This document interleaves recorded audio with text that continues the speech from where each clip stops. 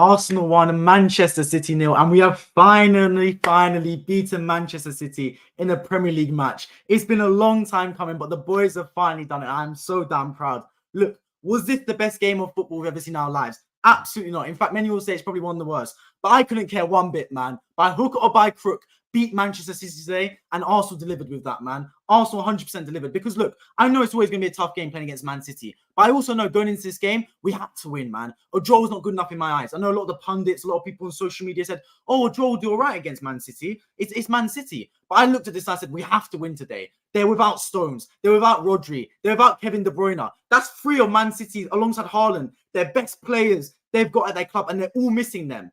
We have to beat Man City today, man. And we did it. Very similar to how Arteta beat Man City in, what game was it? 2012 home game when he scored from long distance. Very similar in that respect. And what a win, man. What a way to win this football match. You come right at the death where the game's actually going towards 0-0. I'm sitting there thinking, yeah, it's going to be a 0-0, man. I couldn't see anything other than 0-0. It got to the 78th minute, 80th minute. The game was dragging. Both teams not really pushing players forward. And then out of nowhere, Tomiyasu, second striker, like an old school Alan Smith up there, man. Knocks it down. Havertz, the player been grilling this whole time at Arsenal, playing his best position at number 9, lays it off. And Gabriel Martinelli, it was like slow motion, the way the ball fell out to Gabriel Martinelli in slow motion. And he just whips it. Right peg. Takes a massive, wicked deflection of Nathan Ake's cranium and into the back of net. And the Emirates is in Bedlam. I can't believe it. We're going to beat Man City for the first time in 6 years. And god damn, it was worth the wait, man. It was worth the wait. Massive victory to beat Man City. Because look, guys, I said going into this game, yeah, we have to win. We have to win. I did not want to draw. I would not take a draw whatsoever. And we've won it. So I'm absolutely delighted with how the game turned out, man. Fantastic victory. Fantastic. Because look, guys, was this our best performance? No. We were not free-flowing. We were missing Bukayo Saka, etc. But we found a way to win the game, man. You know, some games you just have to find a way to win it. I spoke about how certain people are winners and certain people aren't. Today, we found a way to win the game. Man City weren't at their best either. But look, make no mistake about it. If Man City have Rodri, De Bruyne, Stones starting, they're a completely different beast. We had to win today because this was the Man City team that was a wounded animal. I know they won in midweek, but this is not the Man City at the peak of their powers. Make no mistake about it. We're talking about Kovacic and Rico Lewis in midfield, for crying out loud. This ain't Rodri, Gundogan, and Kevin De Bruyne like we've seen in recent seasons. Do you get what I mean? So if I were able to actually win the game, though, that's massive. Because Pep Guardiola's had a really good knack under Man City of not losing matches. Yes, they're not going to season invincible, but whatever he does, Pep Guardiola, he never loses in that respect. He always finds a way to draw the game. But today we found a way to get one over and beat Man City in a game that was going towards a 0-0. No team really doing enough to win the game. It looked like it was going to have to be a mistake to win it. We find a way to put the ball in the back of the net. By hook or by crook, we find a way to put that football in the back of Ederson's net and go and get the 3 points. Go above Man City, level on points with Tottenham. Both North London clubs unbeaten start the season. Absolutely love it, man. Brilliant stuff. Let's have a little talk about the referee, though, because despite the fact we're winning, I still need to talk about you, Michael Oliver, because I've got some beef with you, Michael Oliver. I know we won the game, but I thought that was a disgraceful performance from you. Absolutely disgraceful. Now, I've seen midweek that Michael Oliver has been refereeing in UAE and has taken funds from UAE. Check this brother's bank account right now, man, because I think some funds have been wired extra for officiating that game, but also for the game today. Because what was he thinking? I was talking about how pgmol and the refereeing is a disgrace in this country. This might have even been worse than what happened to Liverpool in terms of the red cards. Not the offside, because offside's offside. But this was criminal. The first one, red card for me. That was worse than Curtis Jones last week. He collects him on the ankle. It's a stonewall red card for me. Doesn't give it, fine. It is what it is. The second one, how is that not a second yellow? He's taken out Declan Rice. If Arsenal do not win this game, I was ready to title this video, Michael Oliver is corrupt. Ready to title it, because that was absolutely criminal, man. Michael Oliver, a statement needs to come out from you. Referees, a statement needs to come out from you. Because it did not cost us today, but it very well much could have. If we don't win this game, we've got the referee to blame as well for that. Not 100% the referee's fault, because obviously there's 11 players on the pitch that can account for this. But the referee's got to look at himself. That was a criminal display from you, man. How you're not sending off Kovacic. You had 2 attempts, bro. 2 attempts, man. The first time you could have sent him off. The second time, literally, God from up above said, you know what? You messed up the first time, Michael Oliver. I'll give you a second chance to send him off. And you still didn't do it. How many more signs do you need? Fool me once, shame on you. Fool me twice, shame on me. Do you get what I mean? Michael Oliver, bro, take the week off next week, man. Go look at the rule book again. You don't need to do a refereeing course that costs thousands of pounds to understand. And that's the red card, whichever way you look at it. Left, right, center, upside down. you say red card, bro. Slow motion, fast motion. The first one's a red, and the second one is definitely a red. So he messed up there. But that's enough about the referee, because let's talk actually about Arsenal on the football pitch. We were superb for winning the game. Was our performance brilliant? No. But one thing I will say that surprised me about Arsenal, especially at home, our defense was rock solid today. And how often do we say that? Away from home, our defense is good. I have no problem with our away from home performances. Saliba, Gabriel, Zinchenko, Ben White, laser focused away from home. But at home, we normally leak goals. I don't know what it is, man. We just don't have that same form and consistency and same concentration at home. But today, I thought our defense was superb. And that's what you always say in football, right? Anyone that knows anything about football knows this. If you can't find a way to win the game, don't lose it. And that's what it was kind of looking like for both teams. Both teams didn't really look like they were clicking up front. That was Arsenal and Man City, by the way, not one of the teams. Neither team really looked like there was any sort of chemistry or cohesion going forward. But defensively, both teams were solid that game. Really good, man. Kept everyone at one at bay. Erling Haaland was quiet. Saliba pocketed him, man. He's going to take out his keys and Erling Haaland at the end of the game. Brilliant display by Saliba. Gabriel as well, superb. I've been critical of Gabriel in certain matches, being a little bit bizarre at times with his decision-making, but today he was brilliant. I thought Zinchenko starting into midfield was good, and his defending was really good as well, especially when Doku came on the pitch. I thought Ben White was good in times as well, and Tomiyasu, as I said, when he came on the pitch, was fantastic. So our defense was rock solid. Jorginho had a good game as well. I like to see Partey come on the pitch, and personally, I would have preferred Partey to come on at half-time, but Jorginho was really good. Rice as well. Declan Rice. This is why you buy players like Declan Rice, bro. Today, Declan Rice was superb, man. Superb Declan Rice, bro. The thing about Declan Rice, yeah, his frame and his body is perfect for what he tries to do on the football pitch, which he just sneaks in and steals the ball away, man. It's superb. Absolutely superb, man. He just nicks in and takes the ball away. It's fantastic, man. Fantastic. I thought he was absolutely brilliant today, Declan Rice, man. And he is that difference maker. That is what £100 million gets you guys. Because whether we like it or not, right, you need those game winners, those match winners. Declan Rice did not get the goal today, but in certain moments in this match, Declan Rice was absolutely superb. Fantastic performance from start to finish from him. I thought Odegaard was quiet today. Let's not lie. Odegaard was quiet. I was looking at him thinking, look, De Bruyne is off the pitch. There's no Rodri for Man City. You got to step up, my friend. You got Rico Lewis and Kovacic defending you. You've got to step up. I don't really think that he stepped up today, Martin Odegaard, to the extent. But look, that's why you've got other players on the football pitch. I think Odegaard's our best attacking creative player. But if he's not clicking, then others need to do that chip in from elsewhere. And I thought we did that today. I thought Trossard was quiet. He was a bit scared of Kyle Walker at times to go at him. I mean, fair play. Kyle Walker's a tricky customer to come against, but I thought he should have done more. Nketiah was doing cardio. He might as well run on the treadmill for 90 minutes. Let's be real with it. No offense to Eddie Nketiah. Provided us nothing up front. At least when Havertz was on the pitch, he at least was a unit. He at least was someone to hit and play off. When we went direct. When Eddie Nketiah was up front, he just got out-muscled every single time. It got to a point where David Raya was pinging the ball over to Gabriel Jesus. He wasn't even bothering going to Nketiah. He'd rather play it out to Jesus, because at least he could shield Vardy and use his body strength. Nketiah, once again, a cardio performance from him. Might as well have been on the treadmill at Pure Gym in my eyes. And Gabriel Jesus, look, do I like him at right wing? No. But I thought today he was good, Jesus, man. Really good.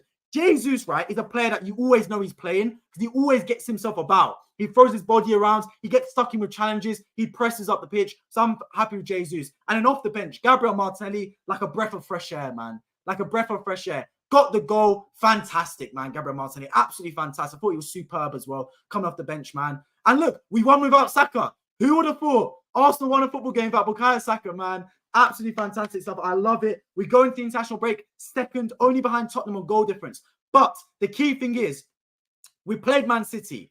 We played Man United. We played Tottenham. We've got a lot of the big games out the way, man. We've obviously still got to play Liverpool, which would be a tough game, and obviously Brighton and Newcastle as well. But we played United, we played Tottenham, we played Man City. We played Man City and beaten them. We don't have to worry about playing Man City again at home. Obviously, when we go to Etihad, it'll probably be a different story. But for now, we played Man City and we're still second in the table. I love it. If you're new around to make sure you do subscribe. Let's get into your comments in the live chat. Rami, appreciate you on the stream, my friend. Hope you're doing really well. We won that game in the second half. What performance. I agree, man. Fantastic point as well. Because that first half, I thought we were really quite actually slow. I thought we showed too much respect to Man City in that first half. Like, I know Man City are Man City, right? But they're a wounded animal, guys. Like, going into this game, I wanted to win. I would not have taken a draw. I wanted to win in this game. Because I look at Man City, I think, no Rodri, no De Bruyne, Stones is not starting. That's their three, other than Haaland, their three best players. So you're sitting there going, we have to win this game. We have to. We're not going to get a better chance to beat Man City right now. And that first half, we were just slow. In the first 25 minutes, I do not think we left our box, or our half at least. We had the ball at goal kicks, and David Raya didn't know what to do. He passed it left, Man City would cut off all options. He passed it right, Man City would cut off all options. David Raya looked shaky in the first half, man. He didn't know what to do with it. It's not really his fault. He just couldn't do anything. Then when we tried to play it long, Nketiah had no strength to him. Like I said, Nketiah was doing cardio for 90 minutes today, basically. So Havertz, in my opinion, should have started today. I know hindsight's 2020, but Havertz should start because at least he would have been some kind of threat up front as a knockdown. You get what I mean? Someone like that. But it's one of those things, man. So look, we still won the game at the end of the day. But yeah, I thought in that first half we actually looked quite poor. We had no outlet whatsoever. But that second half, 100%, bro, turned it around, man. Completely turned it around on its head. Fantastic performance. Brilliant in that second half. We were fighting for the ball. We had our confidence back. We had our mojo back. We were getting in their faces. Martinelli, I thought Martinelli deserves a heap of credit today. He was like a catalyst off that bench. Martinelli came on the pitch, and it's like he gave +10 attributes to everyone else, like it was FIFA. Martinelli joined the pitch, and then everyone else became confidence up, their attributes were up. Everyone was looking good again, thinking, oh, let me have the ball. Let's get moving. Pass it left, pass it right. Let's pass forward. So that was really, really good, man. So I really enjoyed that second half performance. But then it got to about minute 60, 70, and I was sitting there thinking, this game's starting to fizzle out for a bit of a draw. No one really wanted to go and take the game by the scruff of the neck and find a winner. Man City were happy with a draw. It seemed Arsenal were happy with a draw as well. And I was sitting there thinking, it's going to go to a 0-0 unless we do something really crazy in these moments. And I thought a mistake might happen. You could say it was a mistake. I wouldn't say it's a mistake from Ake. It's just he's tried to block the ball and it's come off his head. And it's just a moment of magic from Tomiyasu and in particular, Kai Havertz. Those of you that have been on the channel before will know I have been a critic of Kai Havertz. But today, in that moment, superb, man. Kai Havertz's two best performances for Arsenal have come both against Man City, in the Charity Shield and again today. He only had about 15 minutes off the bench, but he was superb off the bench today, man. A real presence up front. Gave us someone to hit and to play off. Because Kai Havertz, his best attributes, whether we like it or not, is a target man.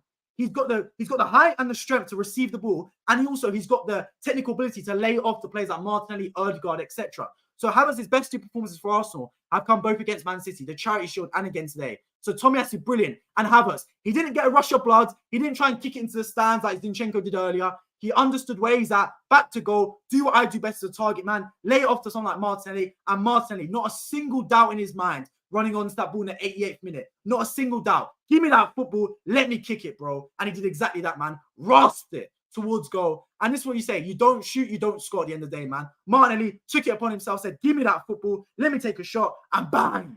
Back of the net, man. Cannon off Ake's head. Fantastic stuff. As a neutral, that was a boring game. Arsenal won't care. Yeah. Tommy, I won't care one bit, man. I won't care one bit if it was a 0-0 and ended 1-0 at the end. I wouldn't care one bit if it's a 4-3 Arsenal win. I just wanted to win this game, man, by hook or by crook, and we did that. So, yeah, fantastic scenes.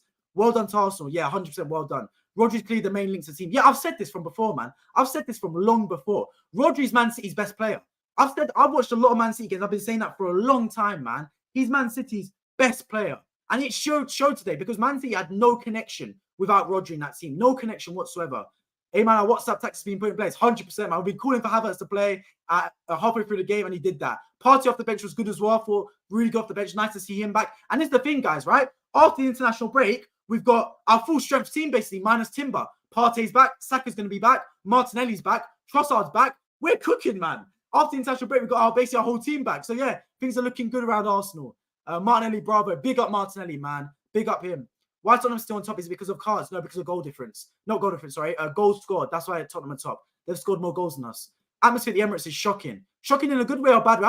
I thought atmosphere's been brilliant at the Emirates. I thought this last 2 seasons, atmosphere at the Emirates has been fantastic. Really good. I think today it was a little bit poor halfway through the match, but that's because the game went a little bit quiet. Man City started to take control. David Raya looked a little bit nervous, to be honest. The whole team looked a little bit nervous. So I actually respect them for that a little bit. But once we got into that second half, the atmosphere kicked up again, and we really started to take ascendancy in that respect. North London undefeated, 100%, man, 100%. They are definitely a weaker team, 100%, I agree. Haaland was missing, didn't see him on the ball. Yeah, Saliba, bro, pocketed him. Saliba pocketed Haaland big time today, man. Absolutely superb performance from William Saliba. Brilliant today. Maybe Haaland has been found out. This is the thing about Haaland, right? This season, he's actually not been that good. I've seen the stats. This season compared to last season, his XG is down. His goal conversion rate is down. Everything's down about Haaland this season. I think maybe, I'm not saying he's a one-season wonder because that's a little bit harsh. He's already scored, what, 6-7 goals this season? But Haaland, people are learning how to deal with him a bit more, man. I'm telling you that. And the Man City legacy does not last forever. Trust me, the dynasty does not last forever. It will get found out eventually. And look, they've lost 2 games in a row now in the Premier League. I do expect them to beat Brighton next week. In 2 weeks' time. But Man City, look, it's a tough time for them. The rest of England are shocking, bro. Absolutely shocking, man. Absolutely shocking. I've already had my rant about Michael Oliver. I was ready to title this video, Michael Oliver is corrupt. That was the title of this video until Martinelli scored. The referee is poor, 100%, man. pgmol is corrupt. But I've been calling it for days, man. They're just incompetent, man. Incompetent. Yes, boss, I'm going to cry. Anish, appreciate your stream, my friend. They're doing really well. Brilliant, man. Brilliant win. Kovacic should have been sent off. Yeah, agree. 100% should get sent off. Howard Webb is the boss. Yeah, Howard Webb, the guy that's been in Alex Ferguson's pocket the whole time he was a referee. Funny that, right? Funny that, man. Needs to resign. A lot of them need to resign, man. The whole lot of them need to resign. Tommy, he isn't a world-class striker, just a tapping merchant. Now, that's a bit harsh, my little man. Haaland is a world-class striker. World-class, man. Kane is a better player. He can score on his own. I would say Kane's a better overall player, but Haaland's world-class. You saw what Man City didn't do enough today, though, in my opinion, which really surprised me. Last time they came to the Emirates, Man City were playing direct to Haaland. They didn't really do that today. I think they did it on like one occasion. I was fully expecting Man City to go direct to Haaland and play off the knockdowns to Alvarez, etc. But Man City didn't really go direct at all. So maybe that's because Saliba was really doing well against Haaland. I'm not too sure, but I was really surprised Man City didn't go direct, to be honest, in this game. I'm really interested to see what they say afterwards, Pep Guardiola in his post-match conference. Doesn't pass the eye test, but you have to be world-class to get those numbers. Yeah, 100%, man. What a game. See, man, I'll be real with you. As an Arsenal fan, I don't think it's what a game. I thought that game was actually kind of dead. But what a game because we won it, man. What a game. Hey, Arsenal fans, if you are new around here, 120 people watching right now, make my day. Subscribe down below, my road to 5,000, man. I stream after every single Arsenal match. This has been a long time coming, man. Long time coming. I've been streaming since the start of the Mikel Arteta process. The first ever game I did on this channel, Arsenal game, was Brentford versus Arsenal when we lost 2-0. The first time I did a reaction after a game. And since then, it's been a roller coaster journey. I've not seen my team beat Man City. I've seen us lose 5-0. I've seen us lose 5-1, 3-1 last year, etc. But today, we win 1-0. And boy, does it taste sweet, man. Boy, does it taste sweet. 6 years in the making to beat Man City in the Premier League. I don't care about the Community Shield. I don't care about the FA Cups. I wanted to beat these lot in the Premier League for so damn long. And we've finally done it. We finally say we can beat Man City in the Premier League. We can finally say we're beating the Pep Guardiola test. I love it. I love it, man. Give it more. I'm going to watch this game straight after another 90 minutes of this football match, man. Because the adrenaline still hasn't kicked in. What a way to win that football match, man. 88th minute, diving into the crowd. We've got the whole Arsenal fan base. And boys and girls, it's only going to get better. Because after the international break, Saka's back. Trossard's back. Martinelli's back. Timber's around the corner. You give him 2-3 more months, he's back as well. The whole squad back together, man. We've got Chelsea in 2 weeks' time at the Bridge. They've turned their fate around, but I'm buzzing to go there. Boys, we're going to win the league this season, man. And look, hey, who remembered last week when I said we're going to beat Man City? Guys, someone must have clipped it. Last week after we played Bournemouth, I said we're going to beat Man City in that stream. Someone must remember. Let me know in live chat if you remember. I promise you, hand on heart, I said we were going to beat Man City next week after the Bournemouth stream. I said it, man. I said, guys, watch your space. We're beating Man City next week. I said it, man. Someone let me know in live chat if you remember, because I definitely said it. Much rather watch Mbappe to Haaland. Personally, I agree. I think Mbappe is cold, man. Brian, appreciate you on stream, my friend. Anyway, if you're new around here as well, let me know your thoughts on live chat. I'd love to hear it. Subscribe down below. We're to 5,000. I stream after every single Arsenal game. That's what happens when Nketiah is off and Partey's on the pitch. He makes everyone calm. Brother, I agree with you 100%, man. I tweeted out throughout the game. By the way, if you want to follow my X or my Twitter, first link in the description. I tweet during all Arsenal matches. Bro, Nketiah is doing cardio for 90 minutes. I've been calling it for time, bro. The guy might as well run on the treadmill for 90 minutes. He doesn't give us anything. He's not a presence. He's not a finisher in my eyes. He's not a link-up player. What does he really do? What did he do, man? I don't think he does anything really, Nketiah, for us. I'll be real with you. Havertz on the pitch did more in 10 minutes than Nketiah did in 80. That's hand on heart, I believe that. Havertz's best 2 performances for Arsenal has been against Man City in the Community Shield and Man City today. This brother's a false 9. Havertz is a target man. I've seen a light. He's not a number 10. He's not a box-to-box midfielder. Havertz is a target man. That's what we need him for. Because he's got the presence of mind to actually link up play and the height to receive the ball and play off him. Havertz is a target man. I've seen a light, bro. Don't play him next to Odegaard. Forget all that. Partey's back anyway. Partey, Rice, Odegaard's in midfield. If you want to play Havertz, play him as a false 9 against teams where you want to play a bit more direct. That's what he gives us, versatility. Don't play him next to Odegaard, bro, because he's a bit lost there. It's a bit too much for him in the game. So I thought Havertz was fantastic today. Tomiyasu as well. Big up Tomiyasu, because as a left back, the guy busted the gut to get up that pitch. Playing like a second striker, knocked down to Havertz. Havertz back to goal, doesn't try and aim for the back of the goal like he's some kind of clinical striker. Understands his role, lays it off, and Martinelli, not a single doubt in his mind, wrap your foot around it into the back of net. So yeah, superb all round. That goal was fantastic, man. Everyone doing their job. Thought it was brilliant. You haven't streamed since the Spurs game, so how do you think the games yesterday and this afternoon? I'll review that later, C1. Currently focus on the Arsenal game.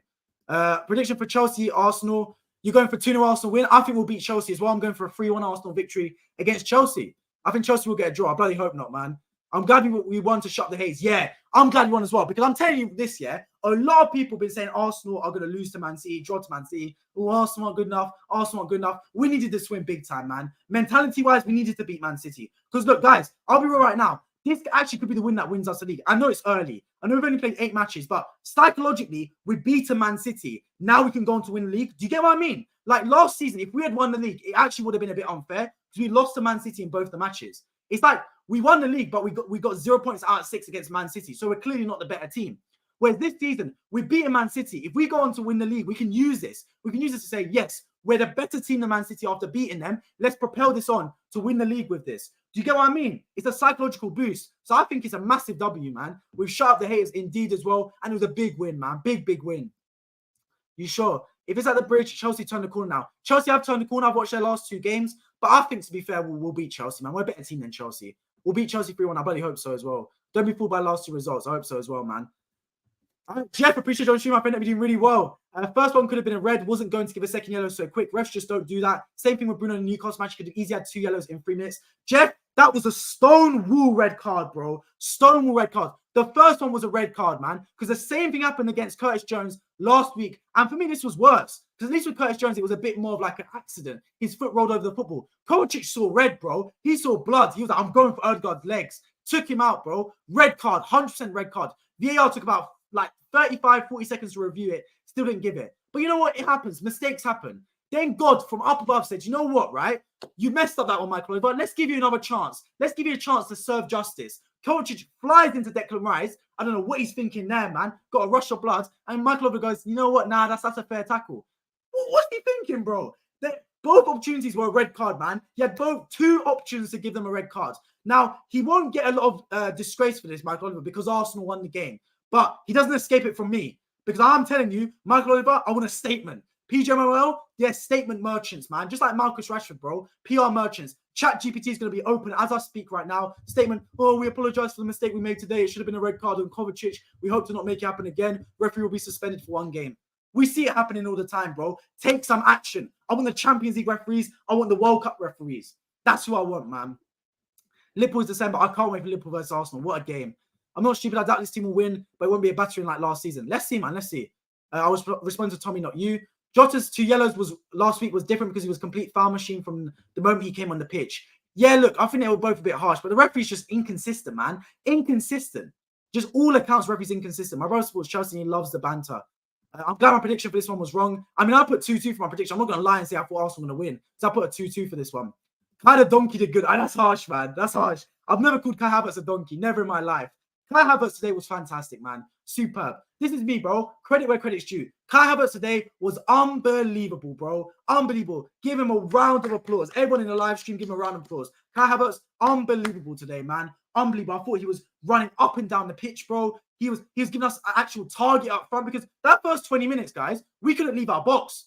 Like, we would get the ball from goal kicks. Raya would pass it to Gabriel. No options. To Raya, to Saliba, maybe Jorginho and Declan Rice would touch it, but that'd be it. We literally had no outlet in that first half whatsoever, man. And then it improved in the second half a little bit, I can't lie. But that first half, we were going nowhere with the football. Absolutely nowhere. But on the part, I think we deserved the victory, to be honest. I think Man City had a really good chance in the first, 5 minutes when Ake probably should have scored and Declan Rice saved our skin off the line. But other than that, Man City did nothing. This was probably Man City's worst offensive performance I've seen them all game. I mean, all season. I've not seen Man City perform this bad going forward for a long time. We kept them so quiet today. If this Arsenal can win against a team like City, the real Arsenal we know could be doing magic on the football field. 100%, man. This is a brilliant psychological victory for us. So big, guys. Guys, don't understand, yeah? This win is massive, man. Not just the way we won the game, because we could have won this game 4-0. And you can say, oh, it's a massive win, 4-0. We won this game where the game was going to a 0-0. Neither team was really doing much going forwards. Both teams had key players out. We had Saka out, etc. Partey, Martinelli only played off the bench. So both teams had big players out, and we still found a way to win that football match, man. That is absolutely massive for a team like Arsenal to do. Superb stuff. Now my hopes are awfully high for the Gunners. Come on, you guys. Bro, I want us to win the league this season, man. Come on, Arsenal, win the league this season. Come on. You need to do it, man. You need to do it. But then again, Chelsea will probably sit back, so maybe a close scoreline. Maybe, man, maybe. 3 crap ref decisions. Twice Kovacic should have been sent off. And Doku's goal should have counted as the ref should have played advantage. C1, look, the first one's right. The Doku goal, can't I need to revise the rule book there, my friend. First of all, Doku handballed it. If you're talking about Doku, actually, I think it's the one where it's Rico Lewis, I think you're talking about. Rico Lewis handballed it, so it shouldn't have counted going forward, if that's the one you're talking about. Unless you're talking about another game. If you're talking about a game today, Rico Lewis, that was a handball from him when he went through. So, yeah, the referee just messed up for Arsenal there. I was there. What a prediction. What a prediction, man. DQ, appreciate you, my friend. That we're doing really well. Congratulations to Arsenal. Big up Arsenal, man. Let's go. I loved it. Absolutely love it. Yeah, we're beaten twice. The referees are clueless. Lee Mason's back working. Yeah, here's the thing as well about Liverpool and Arsenal, right? I was at the game when Arsenal drew 1-1 to Brentford. I didn't realise in the game, because obviously in the football match, you don't really know what's going on. You just see VAR check, right? After when I left the game, Twitter was blowing up because Lee Mason forgot to draw the lines and Brentford's goal shouldn't have counted. Was Arteta sitting there going, oh, we need to replay the match? Was Arteta sitting there going, oh, it's corrupt officiating, etc.? No. But Liverpool, yes, it was the wrong decision. I agree. But they've spent the whole week complaining, oh, game replayed. Oh, it's a disgrace. Oh, been hard done by. Look, it happens to every team, bro. Roll your sleeves up, man. Am I saying it needs to change? 100% it needs to change. I'm not saying it's okay. Just like today when Michael Oliver messed up, it's not okay. But Liverpool act like they're the only team on planet Earth to have a bad refereeing decision. You're not the only team to get done over by referees, my friend. Happened to us today. Happened to Arsenal last season against Brentford. And that was actually in a title run-in. I was at the game when it happened. So it's going to happen to a lot of football teams. The consistency is the refs are consistently crap. That's the only consistency there. The refs are consistently inconsistent. There we go, man. You robbed the title from us. Arguably, I agree. Aligned ring pop. Appreciate John Schumann, friend. They're doing really well. MC just needs to reevaluate what they're doing. I think that's Man City. Without KDB and Rodri. Yeah. This is the thing. They're massive players for them. KDB and Rodri are massive players for Man City. Humongous for them. So I agree with you 100%. But here's the thing about Arsenal, right? We did really well to win this game because playing without them, it's still a tough game for Arsenal. I still think we should have won because without Rodri and Kevin De Bruyne, you got to sit there and go, is there a better time to play Man City? Like, genuinely, is there a better time? I've come out on the record and said that Rodri is Man City's best player, and I stand by that 100%. And with him missing and Kevin De Bruyne missing, there's genuinely not a better time to play Man City. We had to win today, and boy, did we, man. Superb. The same formulaic approach is not working. City has talent, but they are a team of reliance, not a team of individuals. I agree. 100%, man. I 100% agree with you. Look at Brighton, for example. Brighton on the De Zerbi, right? It doesn't matter who really plays. They get the job done. Whereas Pep Guardiola, I think he relies on individuals rather than actual systems. You can't play Calvin Phillips or Nunes or Kovacic in Rodri's position and expect the same outcome. Whereas with Brighton, Caicedo goes, fine, you can replace him. McAllister goes, fine, you can replace him. Do you get what I mean? You can play players in that same system because the system's so good. Whereas Pep Guardiola, because of the style of football he plays, he needs a certain caliber of footballer. And when you've got De Bruyne missing, it's tough. Alvarez was good overall this season. He was absolutely a non-existent today. Casper the Ghost out there. And you've got Nunes, you got, what's the guy's name, man? Kovacic was basically just running around like a headless chicken. Should have got sent off. You got Rico Lewis. Bless him, man. He did well in midweek against Leipzig. Today, he looked 18, let's be real. He wasn't really doing much. Rice absolutely bodied him to the shops. Then you've also got in there Nunes off the bench, Mateus Nunes. What did he really do? The game's too fast for him in a Man City shirt. So I think Pep Guardiola's got to look at himself and go, we're one Rodri injury away from our team capitulating. They've lost both their games with Rodri. 3 games. Rodri's missing for 3 games. Wolves, Newcastle, and Arsenal, and they've lost all 3. They've lost all 3 without Rodri. Does that not go to show that Man City without Rodri are a bit of a team that struggles? They're not really used to life without him. Gabriel, appreciate you, my friend. They're doing really well. We guys will beat Man City home and away this season. By all means, brother, I love the confidence, man. But Etihad's a different game. Let's not get ahead of ourselves. The Etihad game will be very tough. But I'm so delighted we beat them at the Emirates, man. So delighted. Also may have issues when it comes to consistency, but they have players that can catalyze the game. Just on their own, City doesn't have that without KDB. You know what? Alvarez I'd put into that argument, but I do agree with you in that respect, man. Because look, today the game was crying out for a match winner. Crying out for it. I didn't know where it was going to come from, whether it was going to be an Arsenal player, Man City player, and who stepped up. It was Havertz, and it was Martinelli that stepped up for that goal, man. Havertz, I'm going to give an awful lot of credit for in that goal. That is, for me, 50% Havertz's goal. It's 25% Tomiyasu, 25% Havertz, 25% Martinelli, and 25% Ake's fat head. That was the reason Arsenal scored that goal, man. So I got to give him a heap of credit. Rodri's a great player. Didn't realise him. Oh, I've been crying out for ages. He's a brilliant player, man. For ages, I've been saying Rodri's Man City's best player. And it's about damn time. Since he got a red card, it got proven. When Man City got a red card, Rodri got sent off against Forest, I was straight on Twitter, straight on the WhatsApp chat saying, this is massive. Rodri's missing the game against Arsenal. I knew it. I saw it. As soon as Rodri missed that game against Arsenal, I'm thinking, we've got a brilliant chance to beat them. Brilliant chance. Because with Rodri, Man City are 10 times better. Genuinely 10 times better. Haaland, Grealish rely on others to make moves. I agree to that extent. I think Foden and Alvarez are going to need more spotlight if Guardiola intends to come out of this losing streak. Yeah, look, today I was a bit surprised with Man City's lineup. I thought Doku was definitely going to start. He went a bit, for me, too narrow. Foden on one wing, Bernardo Silva on the other. It was a bit too narrow. It's like he didn't want to stretch the game and go out wide. He wanted to really dominate that midfield. I think he understood that losing Rodri meant that a massive part of their midfield was gone. So he wanted to mix it up by having a lot of midfielders in there, technical players, to try and compete with Rice, Odegaard, Jorginho, etc. And I thought it just made the game very boring in the respect where no one was really getting the better of each other. It became very much a midfield battle. Gary Neville summed it up perfectly. The game was being played like it was stuck in mud. No one was really getting the gas on and driving through midfield. There was no transition in this game. So I thought, to be fair, that Guardiola missed a trick. When Doku came on the pitch, it looked a bit more dangerous. I was really surprised they didn't go more direct to Haaland in the game. That really surprised me because they should have done that. You should have gone much more direct to Haaland because he is a big part of what you do at Man City, Haaland, man. Not just the ability to actually have possession on the football, but the ability to certain games like he did last year at the Emirates, go direct, go long, play off the knockdowns. I think they did it like once all game and they almost scored from it. Alvarez ended up skying it. But I was surprised he didn't do more of that, to be honest, Pep Guardiola. I'm not complaining, but yeah. About Rodri and KDB, City is struggling. Big time, man, big time. Inconsistency at its finest. That's referees in a nutshell. 119 people watching. You're doing well, my friend. Bobby, appreciate you on stream, my friend. Hope you're doing really well. Everyone joining right now, let me know your thoughts on live chat. I'd love to hear it. Also, make sure you do subscribe on my road to 5,000 subscribers. I stream after every single Arsenal game and most other Premier League matches as well. Do you think Raya's position at number 1 is up? Okay, brilliant question. Someone's brought up David Raya. David Raya today, yeah, he kept the clean sheet, yes, but I thought he was shaky at times, man. David Raya's distribution is overrated. Overrated at times, bro. His distribution today was crap. He was a bit shaky, passed on the back. I thought from crosses, he was okay today. I thought he was actually quite decent. From all corners, he was good because Man City actually have a lot of height in their team. For all the technical ability they possess, Man City are actually a really, really big threat from corners and set pieces. Because look at them, they've got 4 centre-backs there, man. Then you throw in the likes of Haaland, who's an absolute unit in there. Stone's coming on the pitch as well. They've got about 6 people that are like 6'2" and above. So they're a real threat from set pieces, Man City. So I thought it was superb from set pieces, especially in that second half. We nullified Man City. And like I said before, right, Man City, this is the quietest I've ever seen them under Pep Guardiola. Genuinely, for the past 3-4 seasons, I've never seen Man City this quiet in a football match. They had nothing for them. Nothing whatsoever. We were superb. F. Oliver, F115 charges, Netspin FC. We definitely deserve that tonight. Guys, I want everyone, yeah? I want whoever Michael Oliver banks with, I want him to open up his bank account today, and I want to see wide funds from UAE, bro. I'm convinced it's there. I'm convinced he's got wide funds from UAE, man, because that was abysmal from Michael Oliver. Oh my God, didn't even get me started on Kovacic. Yeah, 100% should have got sent off, and 100%. Kovacic was horrible today and deserved a red card. I don't care. I'm a City fan, and he was crazy. I agree with you 100%, man. Interested to hear you're a City fan as well. I appreciate joining the stream and let me know your thoughts coming off the back of a loss. But yeah, Kovacic was horrible today. He just doesn't provide what Rodri provides Man City. I've been saying it for a long time.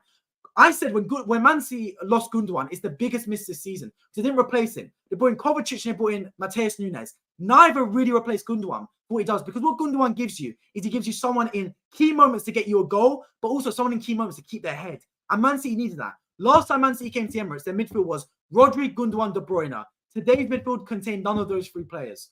None of those 3 players. And that was a massive miss for Man City. So I agree with you 100%. He's a false attacker. Bro, yeah.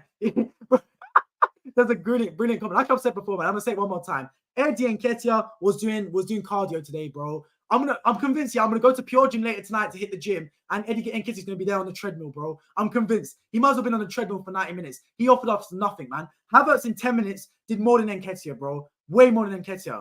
I have to give Martinelli props. He did what he needed to do. Someone had to take initiative and make action without excuses over who it is and isn't there. 100% agree. And I said that earlier in the stream as well. Martinelli actually was a catalyst for this game. When he stepped on that football pitch, it's like everyone's confidence went up. You know, in FIFA, you got those things where it's like plus and attributes to every player. As soon as Martinelli stepped on the football pitch, everyone's players' confidence just went up. Their shoulders leaned back, their head was up. Everyone had a bit more confidence, a bit more mojo about their game. I thought he was superb when he came on the pitch, Martinelli. And one thing is, right, Trossard looked a little bit scared. And that really surprised me because Trossard's been someone that's actually been quite forward thinking. But today Trossard looked scared. Martinelli was like, give me that football, bro. I don't care if that's Carl Walker. I don't care if that's prime Dani Alves. Or I don't care if that's prime Maldini or Beckenbauer. Give me that football. I'm a charge of the defense. So I could give Martinelli a heap of credit for that, man. Martinelli off the bench was a breath of fresh air. And guys, be excited. I'll tell you why to be excited, right? As soon as that international break finishes, Saka's back. Martinelli's back. We got already Trossard's back. Rice is fit. Partey's back. Boys, it's looking good, man. It's looking really good around Arsenal. Caraveria, appreciate joining me, my friend. Hope you're doing really well. Kai's better to lead the line than Nketiah. Look, me personally, I think Kai Havertz is best as a false nine as when we want to play direct. Not to start every single Premier League match, but when you want to play direct. Whether that means the last 10 minutes and you're trying to defend, or whether you're playing against a team like Man City or a team like Real Madrid, sure. But for me, my starting 11 for Arsenal would be Gabriel Jesus down the middle, Saka and Martinelli on the wings. That's what I would do. Eddie's not the finished project, but Mikel loves him, so he ain't going nowhere like Kai. Yeah, what is Mikel Arteta's obsession with Eddie Nketiah? Like, what is his obsession with him? I think Havertz should have started personally for me if Saka's out injured. Or I would have played Jesus down the middle and played Reece Nelson on the right. What is his obsession with Eddie Nketiah? I don't get it, man. I think you should loan him out. Now, you can't loan out Nketiah because there's no point. You might as well sell him at that point. I know Pep favours Rico Lewis, but he's a baby and isn't ready to start against Arsenal. I thought that was crazy. Yeah, when I saw Rico Lewis had a good game in midweek against RB Leipzig, I was like, good. He's going to start him against Arsenal now. And I knew that Rico Lewis was not ready for this Arsenal game. Declan Rice absolutely little broed him. Absolutely little broed him from start to finish. Glad the crowd backed Arsenal, even if nothing much is going on.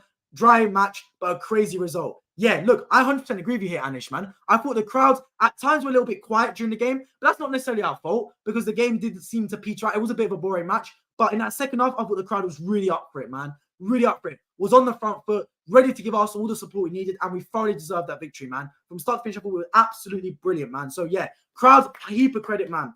And Arteta as well. Look, guys, I've given Arteta a lot of stick in the past, but today, do I think he got it right? No, but I think he got away with it. But one thing he did do, yeah, is that he identified his mistake. He brought on Havertz to play as a false nine. When I saw Havertz come on the pitch, I was like, please don't bring him on into midfield. Please stick him up front. And he did that. I was telling my friends, yeah, that I had some chats with my friends from on WhatsApp. And actually, to be fair, right, guys, who would want a Discord chat? Does anyone want me to create a Discord chat so we can actually talk during the Arsenal matches on Discord? If you think that's a good idea, let me know in live chat and I'll make ones. I just thought of that right now, actually. A Discord chat for during the matches so we can all talk about the games with each other. I think that's a really good idea. But yeah, let me know in live chat if you agree with that. So I'll make that. But I was saying at halftime, Partey needs to come on for Jorginho because I could just see Jorginho getting a stupid second yellow card. And I thought Havertz needs to come on for Eddie Nketiah because at least Havertz would have provided us some kind of threat up front. Do you get what I mean? Good work by lad. Come on, you guys. Abigail, I appreciate you on the stream, my friend. You're doing really well. 100%, man. Fantastic result by Arsenal, man. Fantastic result, yeah. Brilliant. From start to finish, we were superb, yeah. Superb. Couldn't wait on. Appreciate you on the stream, my friend. You're doing really well. Man City fan as well. I can see. Is that Man City fan? No, it's Neymar. It's Al Hilal. It's Neymar. Sorry, my screen's small. I couldn't see it. Big up you joining the stream. Hope you're doing really well. Shout out Jorginho, bro. What a performance. Yeah, Jorginho, big shout out because you got a silly yellow card for me at the start of the match when you brought down Phil Foden for no reason. But other than that, I thought you were superb. You kept your head. You were cycling the ball from left to right, and you brought some actual brains to the operation. I was sitting there, I was thinking, Partey or Jorginho has to start this game. I couldn't see us going to this game with Havertz because it was a bit too risky. I understand we played a very front forward and forward-thinking football with Rice, Havertz, and Odegaard, or Rice, Vieira, and Odegaard. But I thought today he was really smart to play a real change team and include Jorginho from the start. So I agree with you 100%. I thought that was superb. The Gunners had grit today. City is pampered by their own success. Yeah, look, I agree with you. I thought Man City were a little bit strange today, I want to say. They didn't really go for it. Man City looked like they were happy with a point. And I was sitting there thinking, yes, I know you're missing Rodri. I know you're missing Kevin De Bruyne, but you're Man City. Surely you should go for it. But Man City just kind of sat back and was like, you know what, we'll take a point, man. I think Man City sat there and said, you know what, we'll take a point in this game because I think over a course of 38 game season, we'll get more points than Arsenal overall. So we'll take the point here today. And it backfired. It backfired. Look, if you don't go for the win, you can lose the game. And that's what happens, man. David, appreciate you, my friend, watching from Kenya. Big up you. Big up everyone from Kenya watching. Big up everyone from Africa watching my stream. A lot of African people watch my streams. A lot of people from Asia as well that tune in as well. Let me know in the live chat what country you're watching the stream from. I want to hear it, man. A global fan base, 213 people watching right now. Luke needs to apologize 100%, bro. The guy's a bit too negative. He said 3-0 to City. Yeah, it's nothing new. Get a Discord chat. I'll make one, man. But don't limit to Arsenal games. Oh, yeah, of course. I'll keep the Discord chat running. And every game I'm watching, I'll obviously let people know that I'm watching on the Discord chat so everyone can tune in as well. Yes, a Discord chat would be fire. There we go, man. I'll do a Discord chat. What's Discord? It's an app where basically you can chat and do voice stuff as well. Yes, get Discord. Okay, cool. I'll get a Discord chat going. Arnold, appreciate John stream, my friend. We're doing really well. Hello, we are the Gunners. We are the Gunners indeed, man. Fantastic result. Fantastic result by Arsenal today. Found a way to win the game. How many times do I say it, guys? You're not always going to be your best. You're not always going to be free-flowing, attacking football, but find a way to win the game. Against Tottenham, it was a similar performance. I don't think we were superb against Tottenham whatsoever, but we didn't find a way to win that game. But today against Man City, we found a way to win the football match. Against Everton, we were really good, but we found a way to win that game. And we've done really well, man, really well. If only we'd beaten Tottenham, man. If only we'd beaten Spurs, it would be so good. Tottenham's a safe football. Arsenal robbed City. Hey, look, we're only second to Tottenham. Imagine 2 North London clubs, first and second is crazy, man. Partey will start against Chelsea. Yeah, for me, Partey, Rice, and Odegaard has to be our midfield against Chelsea. UK, see where I was watching it from. USA, what state in the USA? Because the USA is a massive place, man. Tottenham save football and also Rob City, man. They're crazy. Almost all of our team is back in 2 weeks. Let's go. Let's go indeed, bro. That's what I'm saying, guys, man. We beat Man City without Saka. But, guys, against Chelsea, we've got Saka back, Trossard back, Martinelli back, Octopus Partey's back. I love it, man. The whole team's back together. The gang's back together. We've got that upward trajectory. If we beat Chelsea as well, super. Because then we've got actually kind of a friendly run of fixtures. So it's looking really good, man. So what's your next streaming's upload schedule for the next 2 weeks? I'll get onto that in just in about 10 minutes or so, Steven. I'm still just reviewing the Arsenal game. But I'll get onto that, don't worry. And I'm going to review the other games as well. By the way, I'm from India. I guess you know that. Yeah, I knew that. You told me that before. And I should appreciate you on the stream as well, as always. As a City fan, I'm sad to see it, but Arsenal was just better today. Yeah, 100%, man. To be honest, I can't wait for the rest of the season because I'll be reviewing a lot of Arsenal games, just like I'll be reviewing a lot of Man City games. I watch a lot of Man City games, watch a lot of Arsenal games, Tottenham, Liverpool, watch them all, man. Nemo, appreciate on stream, my friend. Hope that's how I pronounce your name. Gunners best. Yes, we won the game, man. Superb stuff. North London on top. Yeah, North London's cooking, man. 2 teams unbeaten. And look, guys, hypothetically, yeah, if Tottenham lose their next game and Arsenal don't lose our next game, does that mean the Invincible record's intact? Because technically, the only team that can beat the Invincibles is the only team that's done the Invincibles, Arsenal. Do you get what I mean? That'd be crazy, but yeah, I hope so. Let's hope Fulham beat Tottenham next week, 2 weeks time. Sorry. Great win, guys. North Carolina, big up North Carolina, man. That's where Mr. Beast is from, no? Big up North Carolina. I really want to go to USA, by the way. Really want to go. Also, we will know Spurs will beat Man City at home like they do every year. But I mean, look, under Ange Postecoglou, who knows, man? Who knows? I think Tottenham beat Spurs every year. Sorry, Tottenham beat Spurs. I think Tottenham beat Man City every year because they've got that Conte and Mourinho tax. Do you get what I mean? Happy days indeed, man. What I'm saying, Arsenal wasn't even full stacked and took us down. Yeah, look, Man City were missing Rodri and Kevin De Bruyne. I made a big deal of that. But let's not forget that Arsenal were missing, of course, Saka today. Arsenal had Martinelli for half the game and Partey for about 10 minutes. So it wasn't just Arsenal, it wasn't just Man City losing players. Arsenal didn't have their full strength team either. So it was still, to be fair, like an opportunity for Man City to find a way to win the game. Hamis, appreciate John Stream, my friend. I'm doing really well. Congratulations, Team Arsenal. Watching from Tanzania. Appreciate John Stream, my friend from Tanzania, man. Big up everyone in Africa watching the stream. Hassan, appreciate John Stream, my friend. I'm doing really well. Great one, guys. Great one, guys, indeed, man. Superb. Fulham could have beaten Tottenham. It's a good team. Yeah, I mean, Fulham got a point against us. Fulham are a decent team, man. They struggled against Chelsea last week. I thought they were poor then.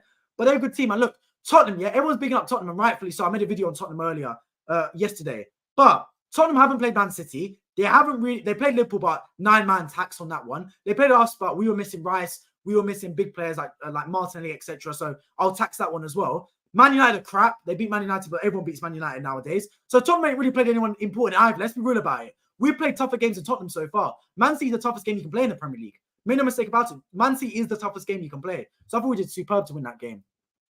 Come to USA, go to Miami, San Diego, or New York City. Don't go LA, it's horrible and so dangerous. I went New York, but I went New York in 2016. So it's a long time ago. Because I'm a massive fan of the NBA and NFL, I want to go. On my bucket list is to watch the Super Bowl one day. I'm going to do it. One day I'm going to watch the Super Bowl. So that's definitely my bucket list. I'm going to go there for sure. The NFL was today at the Tottenham Stadium, if I'm not mistaken. I can't remember who was playing. Was it the Bills? I saw Bills fans on the tube yesterday. So I think the Buffalo Bills were playing, to be honest. But yeah. Bro, what do you think of Wolves? They're getting some good results. Hey, Wolves, I've actually started to click. I've watched Wolves in 2 games this season. Actually, 3 games. Against Man United the first game, Liverpool, and against Man City. I watched them in 3 games, right? And this is the thing, right? Actually, I didn't watch the game against Man City. That's a lie. I was watching Arsenal Bournemouth. But I was keeping tabs on the game against Man City. And against Liverpool and against Man United, Wolves were really good in terms of they were like creating chances. They just couldn't put the ball in the back of net. But that always happens, right? It's going to be that unfortunate team where Wolves just click. And it happened to be against Man City. So, yeah, that was fantastic. And it just had to be Hwang Hee-chan. After Pep Guardiola called him the Korean guy, he went and got the winner, man. I love it. What I'm saying, Tottenham hasn't played anyone yet. Yeah, they haven't played anyone of big note yet, to be honest.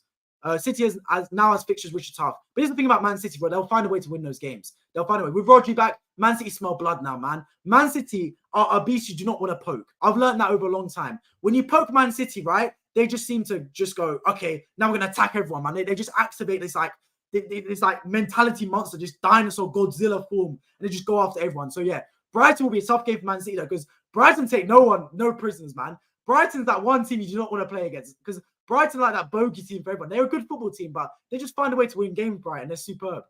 Wolves is actually dangerous this season. Yeah, I agree. I thought Wolves are superb this season, man. Really, really good. But yeah, the international break is upon us, guys. I will be dropping videos throughout the international break, so make no mistake about it. Make sure you stay tuned. In terms of international games, probably not, because I couldn't care less. But in terms of tier lists, other football videos, etc., I'll be dropping plenty of fixtures, plenty of videos on that. So make sure you guys stay tuned for that, man. I thought it was superb. I thought the mentality was really good today, man. Really good from Arsenal. Really good way to get a victory as well. And so let's talk about the Premier League table. Heading in to the international break, guys. The Premier League table is as follows. I want everyone to take a gander at this and tell me what you're thinking. What are your thoughts on the Premier League table? Here we go. 1 second. There we go. Premier League table is up there. Wait, let me do this better. So Tottenham are top. Boo. But they're on goal difference. Not goal difference. Sorry. On goals scored only. Arsenal second in the table as well. Superb. We've done really well to start the season. Man City third. 2 points behind Arsenal and Tottenham. Liverpool, brilliant start to the season as well. Fourth. Fantastic.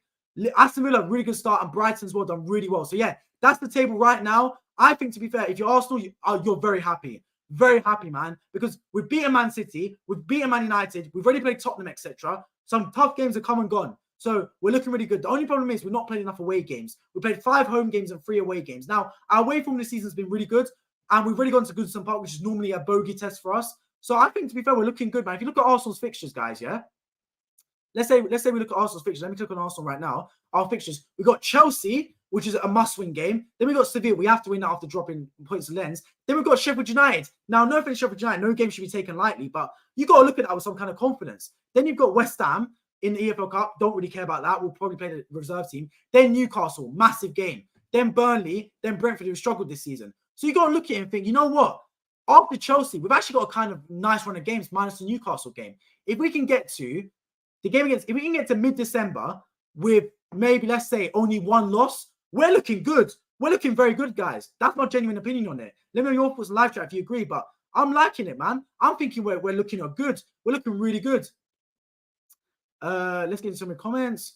This is the thing about Man City. They will fall off in autumn, but then in spring, they'll go on a mad run. Yeah, Man City normally start the season slow, but really pick it up about like April, May time.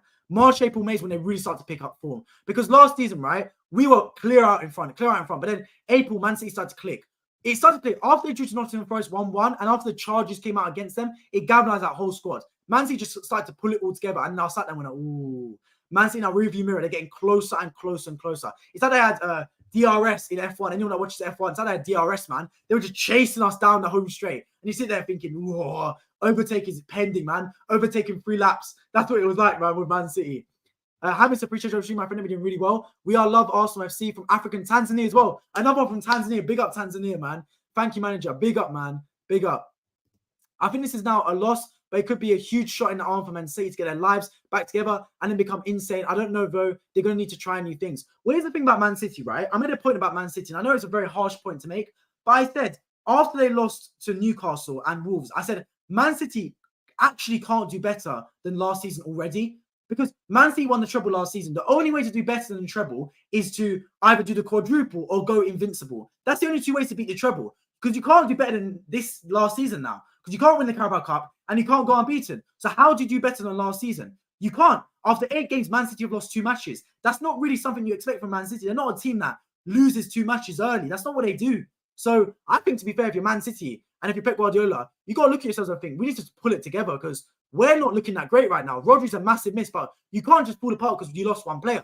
When Arsenal fans were saying, oh, we lost the league because we lost Saliba, everyone said, oh, but that's why you got squad depth. Man City have been applauded as the team that's got the most squad depth. They've lost Rodri, and suddenly their team looks all over the place. So you can't blame squad depth, man. Man City's got enough players in that squad to be able to replace Rodri, but they clearly can't do so. So that comes to a point now where if you haven't got Rodri in a team, and if you haven't got a player to replace Rodri, change your system, change your formation, change your lineup. Find a way to play without Rodri. But Man City didn't. Instead, they tried to plug square pegs with round holes. It doesn't work, man. When Liverpool lost Coutinho, they didn't try and replace Coutinho with Coutinho. They built a team around him. When Tottenham lost Harry Kane, they didn't try and replace Harry Kane with another Harry Kane. They changed their system. They played Son down the middle and started to play like that. Brought Maddison in the team. You get what I mean? Man City lost Rodri and thought Kovacic was going to do his job. Bro, you don't have to speak 7 languages and have a PhD in football to understand that Kovacic, Nunes are not going to be able to replace Rodri. They're just not the same player. Nowhere near. So, look, I think Pep Guardiola's got to look at himself, to be honest. I'm head to bed right now. Great game, great stream as always. I appreciate joining the stream as always. Anish, I appreciate India's like 5.5 hours ahead, right? So yeah, big up you joining the stream as always. Arsenal will be running this league once Saka comes back and they stay consistent. Arteta's proven he can humble Guardiola, he just can't fall off. Yes, I made that point earlier in the stream as well. Psychologically, it's a massive win for Arsenal, right? Massive win because Arsenal didn't win the league last season, right? But also, if Arsenal had won the league, it would have been a little bit of a fluke in the respect that we lost both games to Man City last season on aggregate 7-2. How can you expect to win the league losing to your closest rivals in both matches, home and away? It would have been a bit of a fluke. So this season, if we go on to win the league, we can use this game as a catapult. We can use this game as a catalyst to go, yes, we've beaten Man City. We've proven we can beat Man City in a football game. We've proven across 90 minutes we are a better football team than them. Now let's prove over 38 games we're a better football team than them. Because that's the difference. We've proven now over 90 minutes we can beat Man City. Can we prove it over a 38-game season? The race is not for the swift, as Robbie used to say on aftv, right? It's going to be a marathon. What Man City always do best is they prove that over 38 games, they can stay the most consistent. They can stay the most grounded. They're the ones that can keep their concentration. We right now need to be a team that performs like a marathon, doesn't perform like a sprint. That's got to be our thing. Mo Farah settings, not Usain Bolt. That's how we got to look at it. Tottenham, I mean, they're good, but again, they've been coasting. Wolves are one to watch. Yeah, under Gary O'Neill, Wolves done a fantastic job. I was really surprised that they sacked Gary O'Neill, Bournemouth, and he's done superb. Slow start, but really picked it up. Man United, no comment. Yeah, Man United have been struggling, man. Good win yesterday under with Scott McTominay scoring the goals, but again, Man United look a little bit far off it, man. We are the best. Osman, appreciate you, my friend. We're doing really well. Arsenal's the best team in the world. Hey, man, days like this, you feel like it, man. You feel like it days like this. But here's the thing about Arsenal, right? On our day, we can actually beat any team in world football. On our day, we've got the quality to beat any team on this planet. And that's a very humbling, but also a very accountable thing to say. Because knowing you can beat any team on this planet on your day, for you not to win a football game, you clearly did not perform at your best. Someone somewhere messed up.